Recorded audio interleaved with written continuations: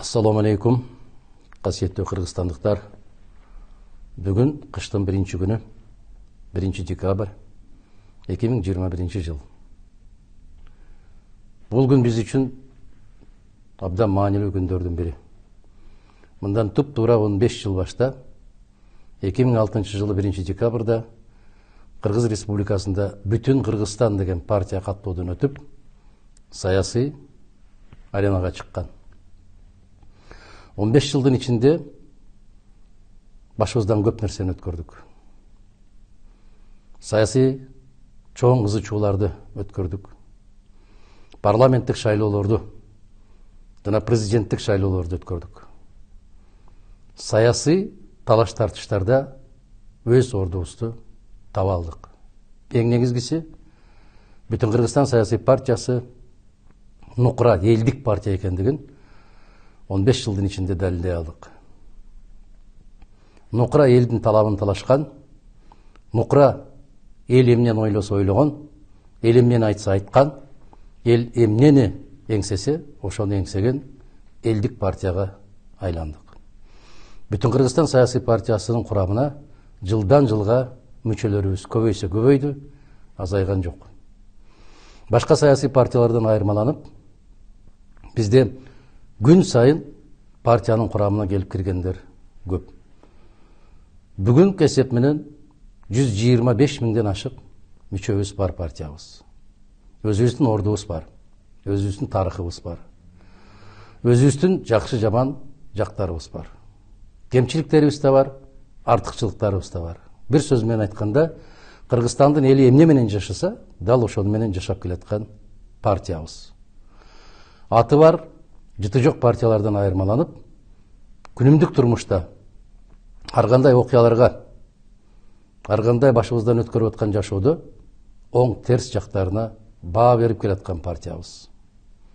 Негизгиси кайдыгер эмес, саясий кандайдыр бир кампания башталганда пайда боло калып, андан кийин жок болуп кеткен партия эмеспиз. Биз күн сайын сиздер менен чогуу жашап, сиздер менен чогуу эмгектенип келатабыз. Бул биздин жетишкендигибиз. 15 жылдын ичинде биз позициябызды да өзгөрткөн жокпуз, көз карашыбызды да өзгөрткөн жокпуз.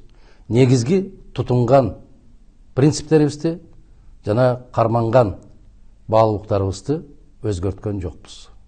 Биз туруктуулук менен айырмаландык. Ошондуктан биздин негизги урааныбыз бул тазалык, туруктуулук, ыйман жана тартип болуп келатат. Ушул нерселер бизде жетишпей келди.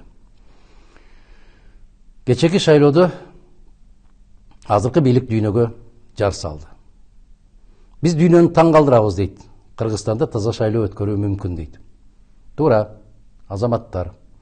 Дүйнөнү эмес, Кыргызстандын элин, бардык нерсени көрүп келген биздин элди таң калтырдыңар. Бул аябай катуу таң калыштуу окуялар. Эч кимге аты жок, эч бир жерде жолугушуп өткөрбөгөн, жетекчиси ким экенин да билбеген, кол бала партияңарды парламентке сүйрөп, чачтан сүйрөп алып баратасыңар. Шайлоо 28 ноябрда өттү. Бүгүн 1 декабрь. 3 күн убакыт өттү. 3 күндө 1 миллион 200 миңге жакын шайлоочу келген Кыргызстан санап бүтө албай атат.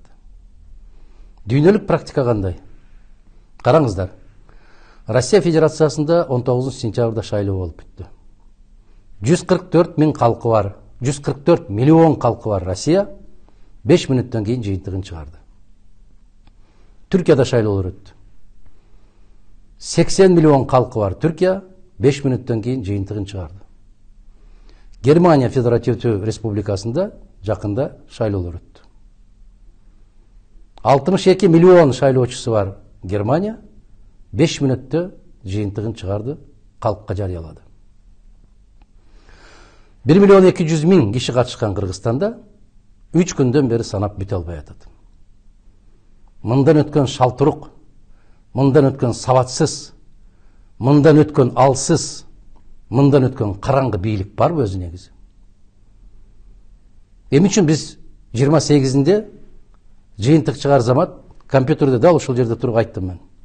Мана компьютер өчтү, 15-20 мүнөткө өчөт, чоң химия башталат, көз боемочулук башталат. Күйгөндөн кийин көрдүңүздөр, мына борбордук шайлоо комиссиясынын алдына чыгып нааразычылык билдирип аткан саясий партиялардын коюп аткан дооматтары 100% адилеттүү дооматтар. Коюп аткан талаптары туура талаптар. Биз урматтуу кыргызстандыктар өзүбүздүн да жоопкерчилигибизди билишибиз керек. Караңыздар, аябагандай төмөн сандагы шайлоочулар катышты бул шайлоого. Түшүнүксүз. 1000 шайлоочу катталган шайлоо тилкелеринде 200 киши келип атты. Айрыкча чет жакта Россия Федерациясында иштеп жүргөн биздин убактылуу жашап аткан азаматтарыбызга электрондук каттоодон өткөрүп берсеңер эле, бүттү, биз баарын шайлоого катышабыз деген убадалары беришкен. Натыйжада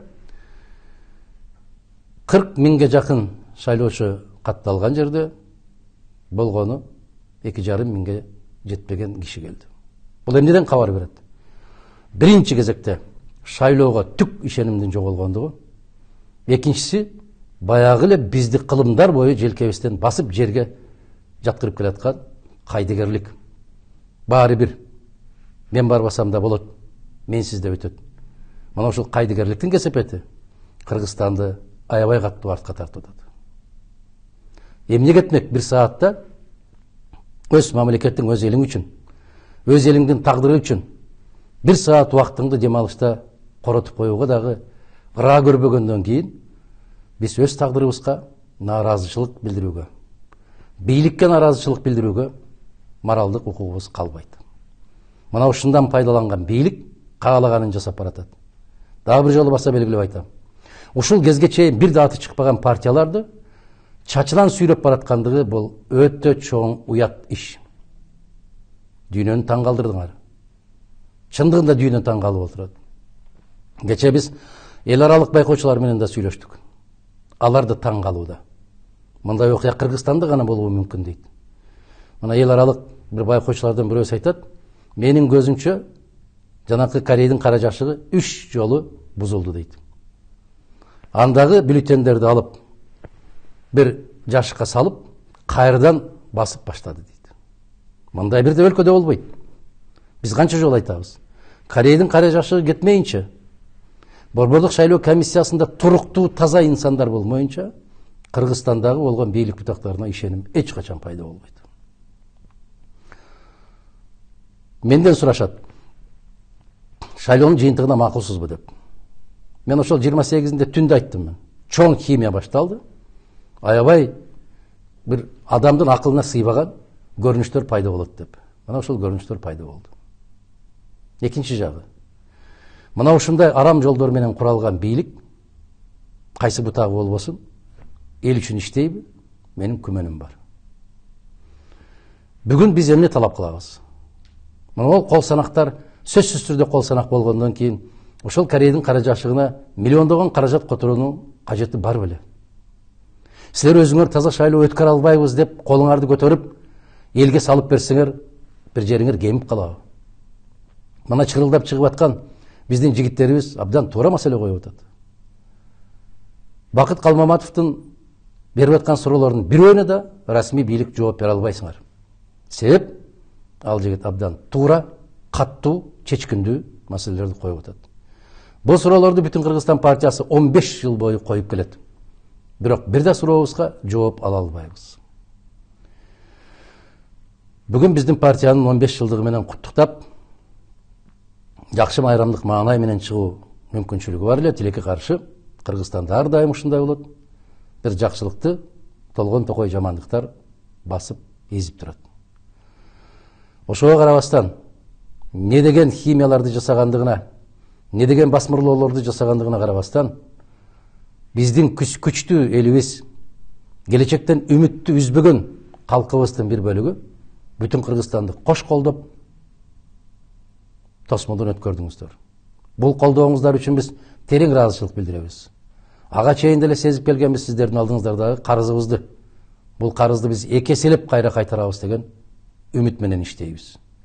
Кудай кааласа, жараткан буйруп маңдайыбызга жазып, парламентте отурганда мына ушул сыяктуу маселелердин баары көтөрүлөт. токтойлу.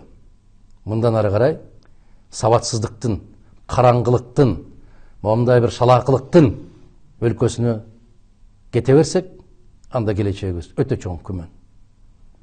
Биз Бүтүн Кыргызстан партиясы парламентке дал ушул алишемдиктерди жоюу максатында баратабыз.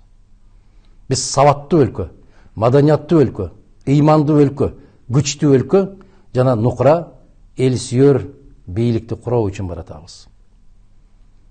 Биздин алдыбызда чоң жооптуу талаптар бар, маселелер бар.